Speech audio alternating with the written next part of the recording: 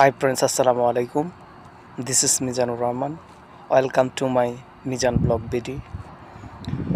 আজকে আমি খুবই ইম্পর্টেন্স কিছু বিষয় নিয়ে কথা বলবো। সেটা হচ্ছে যারা প্রবাসে আসতে চাচ্ছেন, বেসিক্যালি যারা সৌদিতে আসতে চাচ্ছেন, সৌদিতে আসার প্ল্যানিং করেছেন, আমি ভিডিওটি মূলত তাদের জন্যই করছি। তো ভিডিওটি খুবই হেল্পফুল এবং ইনফরমেটিভ হবে যারা আপকামিং আসার জন্য প্ল্যান করেছেন তাদের জন্যই। আসলে বাংলাদেশের বর্তমান সিচুয়েশান খুবই খারাপ, এটা আমরা প্রতিনিয়ত দেখতেছি। তো যারা ইতিমধ্যে আপনারা প্ল্যানিং করেছেন, মনস্থির করেছেন প্রবাসে আসবেন বা মিডল ইস্ট সৌদিতে আসবেন, তো আমি তাদের ক্ষেত্রে আসলে মূলত দুই ক্যাটাগরির লোকে আসে।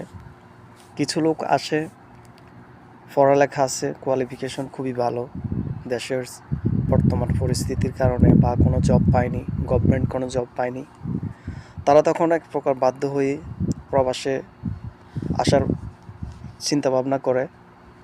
তো আমি তাদের ক্ষেত্রে বলতেছি, আপনাদের যাদের কোয়ালিফিকেশন ভালো বা আপনাদের পড়ালেখা হায়ার এডুকেশন, আপনাদেরকে আমি রিকোয়েস্ট করব আপনারা ফ্রি ভিসাতে আসবেন না। আপনারা ভালো একটা এজেন্সির সাথে কথা বলেন, এজেন্সির সাথে কথা বলে আপনার সার্টিফিকেট, আপনার ডকুমেন্টস যা কিছু আছে সব কিছু আপনি সাবমিট করেন। সাবমিট করে আপনি ওইভাবে ডিটেলস ওদের সাথে কথাবার্তা বলে আপনি সৌদিতে আসেন। আমি আশা করি তাহলে আপনারা ভালো একটা কিছু করতে পারবেন।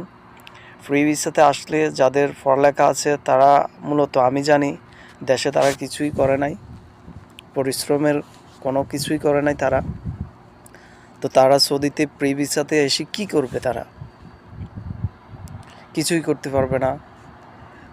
আমি আপনাদেরকে বলছি যে আপনারা ওইভাবে ভালো একটা এজেন্সির সাথে কথা বলে আপনারা আসলে ভালো কিছু করতে পারবেন। আর দ্বিতীয়ত হচ্ছে যাদের পড়ালেখা একটু কিছুটা কম বা পড়ালেখা নাই, আপনারা কাজ জানা আছে, আপনারা প্লাম্বারের কাজ জানেন বা পাইপ ফিটারের কাজ জানেন, কনস্ট্রাকশনের কাজ জানেন, রঙের কাজ জানেন বা ড্রাইভিং জানেন, যে কোনো কাজে আপনারা জানেন, তো আপনারা ফ্রি ভিসাতে আসলে সমস্যা নাই। আপনারা ফ্রি ভিসাতে আসার আগে আপনারা যার মাধ্যমে আসবেন, আমি আপনাদেরকে বিনীতভাবে আহ্বান করব, আপনারা ওই দালাল বলেন, আপনার পরিচিত, আপনার রিলেটিভ বলেন, ওনার সাথে একদম বিস্তারিত আপনি ডিটেলস কথা বলে আসেন। প্রয়োজনে আপনি 2 থেকে 3 জন মানুষ আপনার এলাকার বা গ্রামের, তাদেরকে আপনি সাক্ষী করে আসেন যে আমাকে এ জব দিবে বা আসো বিষয়, ওইখানে সবাই যাতে থাকে।